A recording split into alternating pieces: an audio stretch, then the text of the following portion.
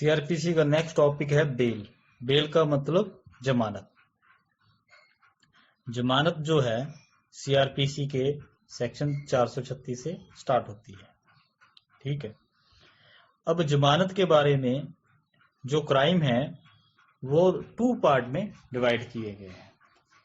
एक तो होते हैं बेलेबल ऑफेंस, एक होते हैं नॉन बेलेबल, जमानती अपराध और अजमानती अपराध।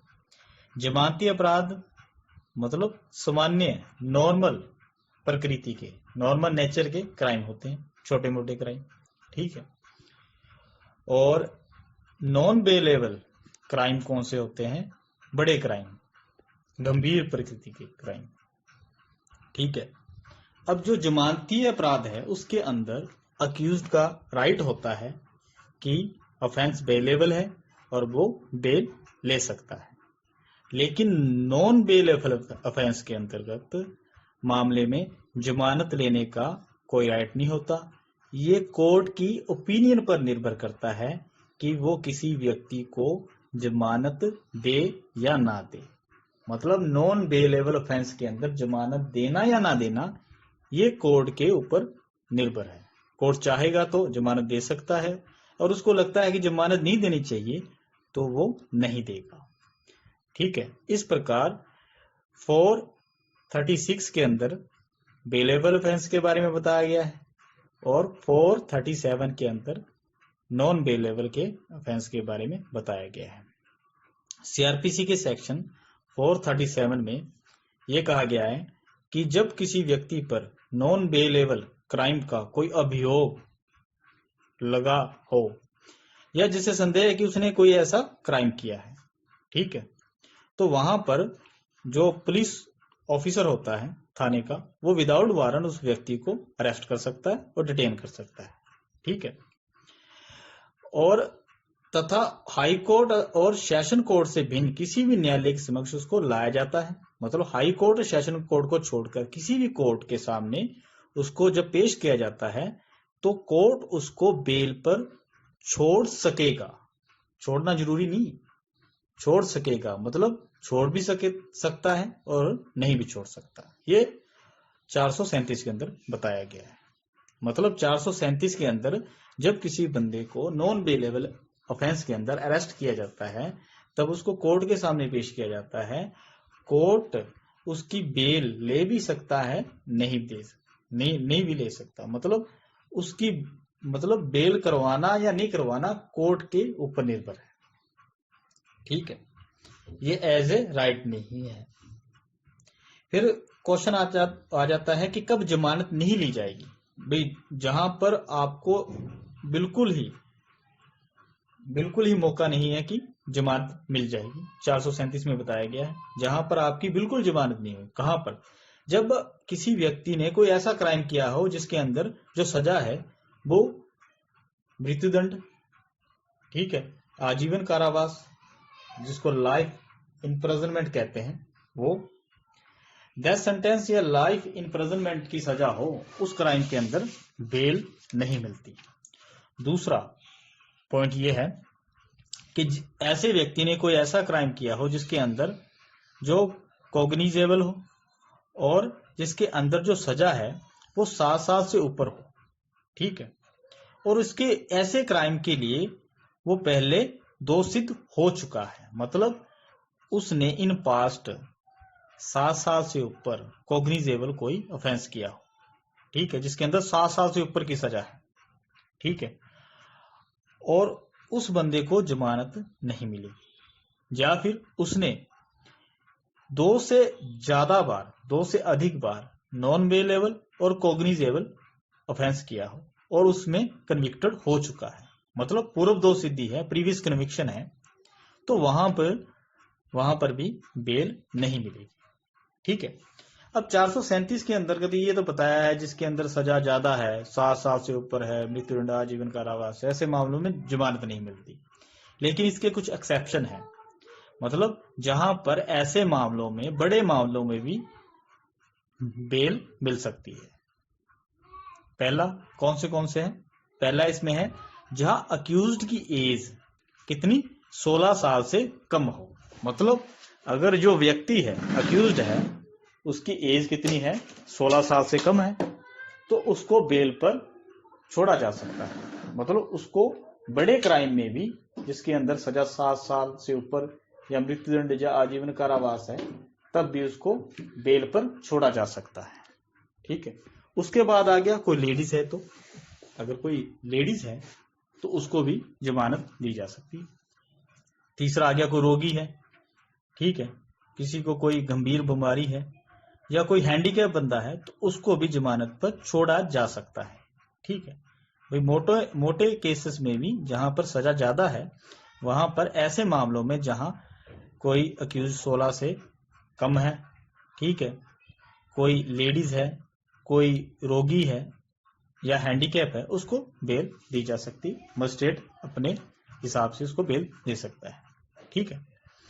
फिर कहते हैं जमानत की शर्तें भी। जब किसी क्राइम के अंदर, ठीक है, कोई व्यक्ति छोड़ा जाता है, ठीक है, बेल पर छोड़ा जाता है, तो जज उस पर कुछ शर्तें लगा सकता है, कुछ कंडीशन लगा सकता है कि आप, जैसे कि एग्जांपल तौर पर, कि आप अपना शहर नहीं छोड़ोगे, ठीक है, without permission of the court आप इंडिया से बाहर नहीं जाओगे। ये छोटी मोटी शर्तें हो सकती हैं। तो 437 में बता रखा है जमानत की शर्तें, 437(3) में, कि जहां किसी व्यक्ति पर 7 साल या उससे ज्यादा की अवधि, टाइम पीरियड के लिए उसको पनिश किया गया है, ठीक है, और मतलब जहां किसी व्यक्ति पर 7 साल या उससे ज्यादा के कारावास से दंडनीय किसी अपराध का उपयोग हो, जिसके ऊपर ऐसा कुछ चार्ज लगा है जिसके अंतर्गत 7 साल से ऊपर की सजा है, या फिर उसने आईपीसी के चैप्टर 6, 16 और 17 के अधीन कोई क्राइम किया है, या उसका अबैटमेंट किया है, या फिर कोई षड्यंत्र किया है, तो उसका संदेह है, तो वहां पर जज ठीक समझे तो उस अक्यूज्ड पर अगर उसको बेल दे रहा है तो उस पर कुछ शर्तें लगा सकता है। उसके लिए उसकी हाजिरी के लिए बाउंड बढ़ा सकता है, ठीक है, और ये शर्त लगा सकता है कि वो ऐसा कोई क्राइम दोबारा नहीं करेगा,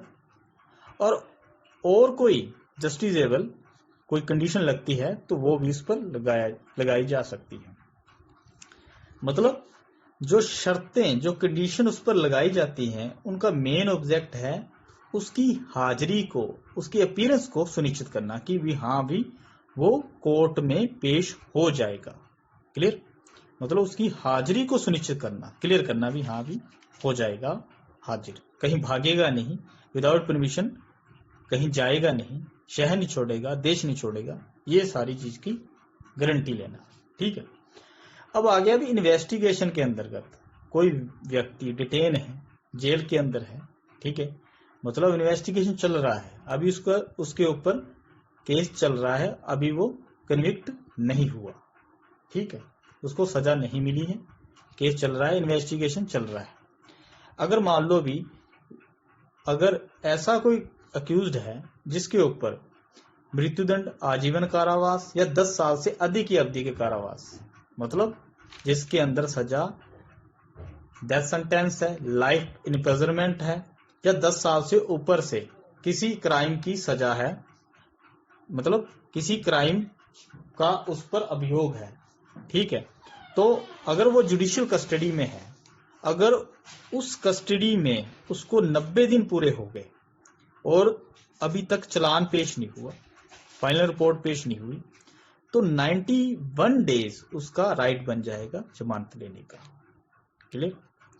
अगर इसके अलावा कोई क्राइम है, मतलब 10 साल से ऊपर के क्राइम को छोड़कर कोई भी अदर क्राइम का उस पर अभियोग है, ठीक है, और अक्यूज्ड क्या है, जेल में है, जुडिशियल कस्टडी में है, और उसको कितने दिन हो गए, 60 दिन, 60 दिन पूरे हो गए, और 60 दिन पूरे होने के बाद अगर चालान पेश नहीं होता, पुलिस अपनी फाइनल रिपोर्ट पेश नहीं करती, तो उसका राइट बन जाता है बेल लेने का, ठीक है, उसको बेल पर छोड़ना पड़ेगा। कहने का मतलब इन्वेस्टिगेशन के दौरान अगर मृत्युदंड या आजीवन कारावास या 10 साल से ऊपर की सजा से, ठीक है, कोई दंडनीय कोई अपराध किया है, और उस केस के अंदर कोई बंदा जुडिशियल कस्टडी में है, ठीक है, अगर उसको 90 दिन हो गए तो 90 दिन के अंतर्गत कोई भी पुलिस द्वारा चालान पेश नहीं किया गया, फाइनल रिपोर्ट पेश नहीं की गई, तो 90 दिन पूरे होने के बाद उसका राइट है कि वो बेल पर छूट सकता है। और अदर कोई क्राइम है, मतलब जिसके अंदर सजा 10 साल तक की है, 10 साल से ऊपर की नहीं है, और 60 दिन पूरे हो गए और जो चालान है वो पेश नहीं हुआ, तो वो जमानत पर छूट सकता है। ठीक है, कहने का मतलब जुडिशियल कस्टडी में हो, इन्वेस्टिगेशन चल रहा हो, 90 दिन या 60 दिन पूरे हो गए हो और चालान पेश नहीं हुआ, तो उस अक्यूज्ड का राइट बन जाता है कि वो बेल पर छूट सकता है। फिर जमानत के सिद्धांत क्या है, मतलब क्या बेल देने के समय जो कोर्ट है वो क्या क्या चीजें देखती है, मतलब नॉन बेलेबल केस में कब कोर्ट जमानत दे सकती है। बेलेबल में तो उसका राइट ही है अक्यूज्ड का, लेकिन नॉन बेलेबल में क्या होता है, कोर्ट क्या क्या चीजें देखती है, क्योंकि कोर्ट के ओपिनियन पर ही निर्भर है कि जमानत देना या न देना, उसका अपना मत है कोर्ट का, अक्यूज्ड का कोई राइट नहीं है। तो कोर्ट अपराध की गंभीरता देखती है, क्या देखती है कि उसने कैसा अपराध किया है, उसकी नेचर क्या है, किस तरीके से किया है, क्लियर, और उसके अंदर पनिशमेंट कितनी है, सजा कितनी हो सकती है। और उसके बाद देखती है कि ये अगर इसको बेल पर छोड़ दिया गया अक्यूज्ड को, क्या वो एविडेंस के साथ कोई छेड़छाड़ करेगा, मतलब अगर कोई उस मामले की विटनेस है उनको डराएगा या धमकाएगा तो नहीं बाहर जाकर, अगर ये शंका लगती है कि तो बेल देने से इनकार भी कर सकती है। अगर ऐसी शंका नहीं है, एविडेंस के साथ छेड़छाड़ की नहीं है, विटनेस को डराने धमकाने की शंका तोड़ने की नहीं है, तो बेल दे सकती है। फिर देखेगा कि मामला प्रेमा फेसिस बनता है कि नहीं। अगर कई मामले ऐसे होते हैं जो देखते ही बनते हैं भी हाँ इसी ने क्राइम किया है, ये एविडेंस ये कहते हैं कि इसी ने ही किया है, तो ऐसे मामले में बेल नहीं दी जाती जहां पर प्रथम दृष्टा मामला ना बनता। ठीक है, फिर अभियुक्त की स्थिति, अक्यूज्ड की भी, जो अक्यूज्ड है उसका करेक्टर क्या है, उसका चाल चलन कैसा है, आदत तो नहीं है, हबीचुअल तो नहीं है, इसके घर में कौन है, क्या सारे इसकी फैमिली इसके ऊपर डिपेंड करती है या नहीं, मतलब इस प्रकार से ये सारी चीजें देखी जाती है, तभी बेल दी जा सकती है। मतलब अपराध की गंभीरता, पनिशमेंट की मात्रा भी, कितनी पनिशमेंट हो सकती है, एविडेंस को छेड़छाड़ करने की आशंका, प्रेमा फेसिस केस बनता है या नहीं बनता, अक्यूज्ड की स्थिति, तो ये सारी चीजें देखते हुए जमानत दी भी जा सकती है और नहीं भी दी जा सकती। ठीक है, फिर उसके बाद आता है जमानत के बारे में हाई कोर्ट तथा सेशन न्यायालय की विशेष शक्तियां। भी 439 के अंतर्गत हाई कोर्ट और सेशन कोर्ट को स्पेशल पावर दी गई है बेल की। ठीक है, इसके अनुसार हाई कोर्ट और सेशन कोर्ट द्वारा ऐसे व्यक्ति को जमानत पर छोड़े जाने का ऑर्डर दिया जा सकता है जिस पर किसी क्राइम का अभियोग हो और जो कस्टडी में हो। क्लियर, मतलब हाई कोर्ट 439 के अंदर जमानत दे सकती है, सेशन कोर्ट भी 439 के अंदर जमानत दे सकती है। ऐसी जमानत पर जमानत द्वारा शर्तें अध्यारोपित की जा सकती है, मतलब हाई कोर्ट और सेशन कोर्ट अगर 439 के अंतर्गत किसी व्यक्ति को जमानत देती है तो उस व्यक्ति पर कुछ कंडीशन लगा सकती है। ठीक है, भी नॉर्मल कंडीशन जैसे कि होता है कि आप शहर छोड़ के नहीं जाओगे, आप जब कोर्ट कहेगा कोर्ट में हाजिर होगे, विदाउट परमिशन ये काम नहीं करोगे, ये सब कुछ नॉर्मल शर्तें लगा सकती है, मतलब रीजनेबल, अनरीजनेबल नहीं लगा सकती, जैसे कि 1 लाख रुपए से ज्यादा पैसे जमा कराओ, कोई फिक्स डिपॉजिट कराना, ये सही नहीं है। ठीक है, उसके बाद आता है भी 439 के अंदर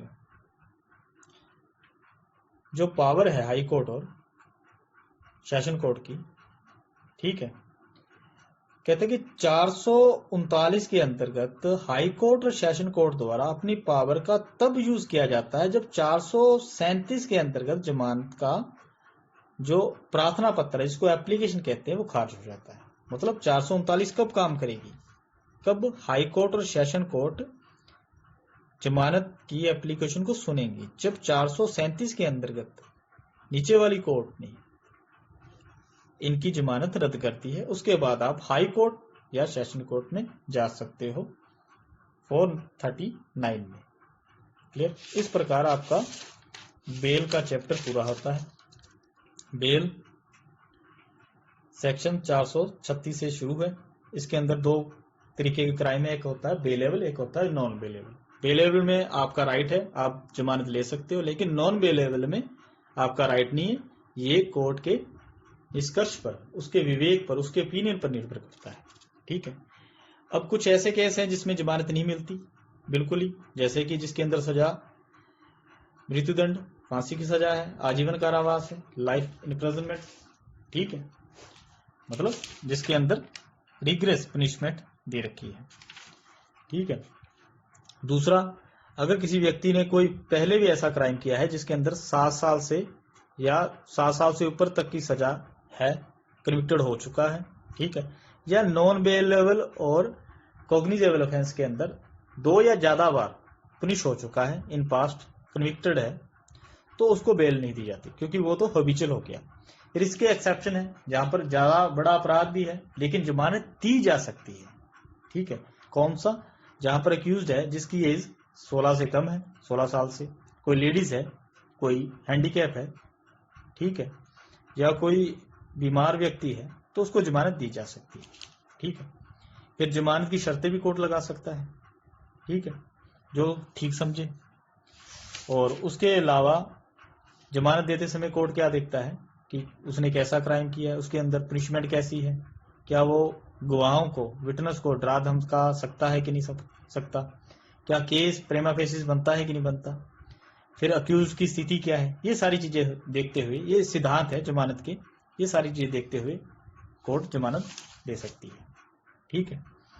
उसके अलावा 439 439 इसके अंदर हाई कोर्ट और सेशन कोर्ट की पावर दे रखी है जमानत की। 437 के अंतर्गत नीचे वाली कोर्ट ने जमानत रद्द कर दी है, तो हाई कोर्ट और सेशन कोर्ट जमानत दे सकता है। ठीक है। और वो कंडीशन भी लगा सकता है, मतलब जब नीचे से जमानत रद्द होगी तभी हाई कोर्ट और सेशन कोर्ट 439 के अंतर्गत जमानत की एप्लीकेशन पर कार्रवाई कर सकता है। इस प्रकार आपका बेल का चैप्टर खत्म होता है।